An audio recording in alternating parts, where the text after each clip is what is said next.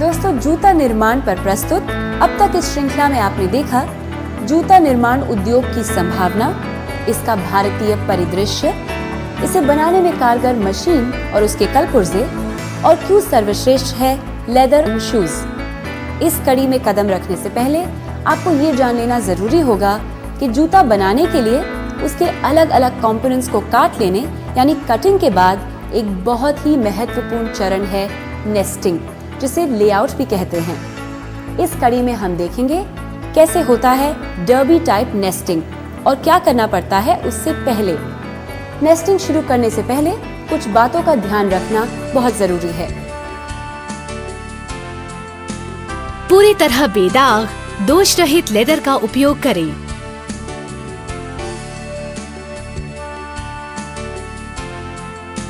कारीगर को एक एक भाग के लिए लाइंस ऑफ टाइटनेस की पूरी जानकारी हो। ये समझना जरूरी है कि लेदर का कौन सा भाग कैसा है। कटर को ये समझ हो कि बट, बेली, शोल्डर का सही वर्गीकरण करें और स्किन या साइड की टाइटनेस का सही अंदाजा भी हो। लेदर कटिंग में किफायती होना आवश्यक है, इससे इंटरलॉकिंग के दौरान बर्बादी नहीं होती।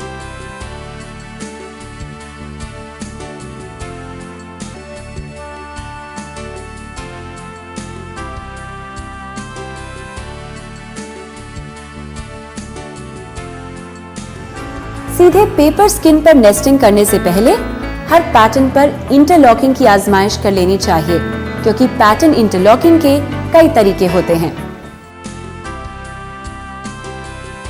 पैटर्न इंटरलॉकिंग के समय दो तरह के इंटरलॉकिंग पर विचार किए जा सकते हैं।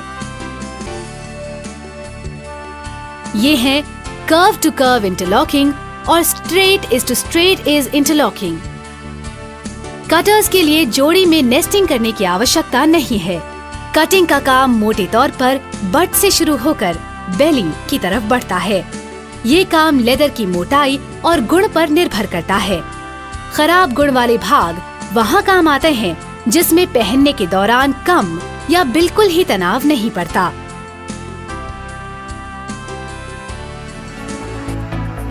आपने लाइंस ऑफ टाइटनेस के बारे में तो पहले ही जानकारी हासिल कर ली है, और अब नेस्टिंग के सिलसिले में देखिए बेसिक डर्बी के लिए उचित लाइंस ऑफ टाइटनेस और अन्य गुण। जूते के विभिन्न भागों के लिए आवश्यक लेदर के गुण उस भाग के कार्य पर निर्भर करते हैं। टो कैप्स बिल्कुल सामने पड़ते हैं, इसलिए इसकी गुणवत्ता बेहतरीन होनी चाहिए। टो कैप्स पर बहुत बल नहीं पड़ता और फिर उसे टो पफ्स की मजबूती भी रहती है, इसलिए हल्का लेदर का उपयोग हो सकता है। चलने के दरमियान स्ट्रेस और स्ट्रेन अधिक होने के कारण वैम्प का अधिक मजबूत होना जरूरी होता है, इसलिए बट और मिडिल भाग से वैम्प काटा जाता है। ये बात सभी भाग पर लागू होती है। आइए विभिन्न भागों के लिए गुणवत्ता की जानकारी लें। ये है सबसे अगला भाग, जिसमें कोई खामी नहीं होनी चाहिए। वैम्प का बाहरी भाग भी साफ रखना चाहिए, हालांकि इसका बहुत मजबूत होना जरूरी नहीं है। वैम्प के अंदरूनी भाग में कुछ दोष भी हो तो कोई बात नहीं, क्योंकि ये अंदर होता है और दिखाई नहीं देता। टंग कुछ हल्के लेदर का होता है, उस पर हल्के निशान भी हों तो कोई बात नहीं। क्वार्टर क्षेत्र गुणवत्ता। टॉप लाइन, ये सबसे अच्छा होना चाहिए, इसका मजबूत होना भी जरूरी है। बैक सीम, इसमें 1 मिलीमीटर का अलाउंस होता है।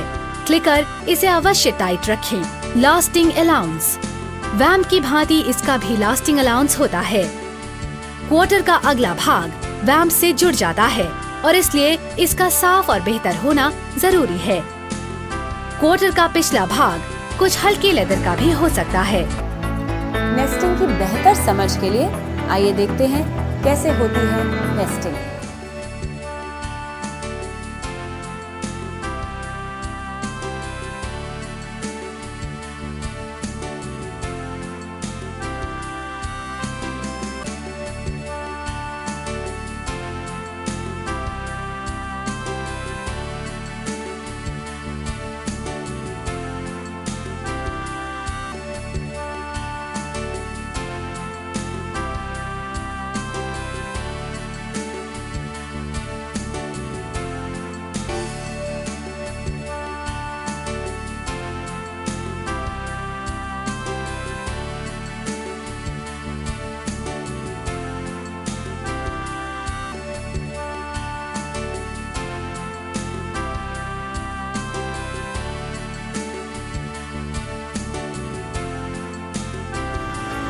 तो दोस्तों, आपने देखा बेदाग लेदर और कुशल कारीगर दोनों की खास अहमियत है। बेदाग लेदर खूबसूरती के साथ साथ पुरसुकून मजबूती और फिर आराम भी सुनिश्चित करता है, पर कारीगर ने अगर किफायती नहीं बरती तो हो गया बंटाधार। इससे न केवल काम मुश्किल होगा बल्कि कीमतें भी आसमान छूने लगेंगी। अतः बेहतर है आप एक बार फिर से नेस्टिंग की बारीकियों को देखें।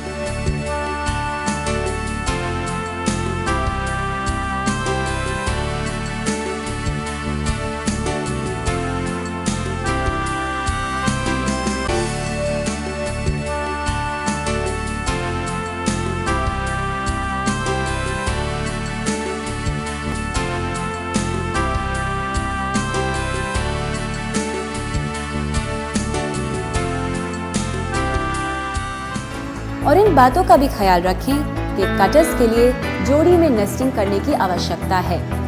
कटिंग का काम मोटे तौर पर बट से शुरू होकर बेली की तरफ बढ़ता है। ये काम लेदर की मोटाई और गुण पर निर्भर करता है। खराब गुण वाले भाग वहाँ काम आते हैं जिसमें पहनने के दौरान कम या बिल्कुल ही तनाव नहीं पड़ता। ये तो थी नेस्टिंग पर जानकारी। अब आपके लिए कुछ सवाल। पहला सवाल, क्वार्टर क्षेत्र की गुणवत्ता बताइए, ये कैसा होना चाहिए। दूसरा सवाल, पैटर्न इंटरलॉकिंग मूलतः कितने प्रकार की होती है।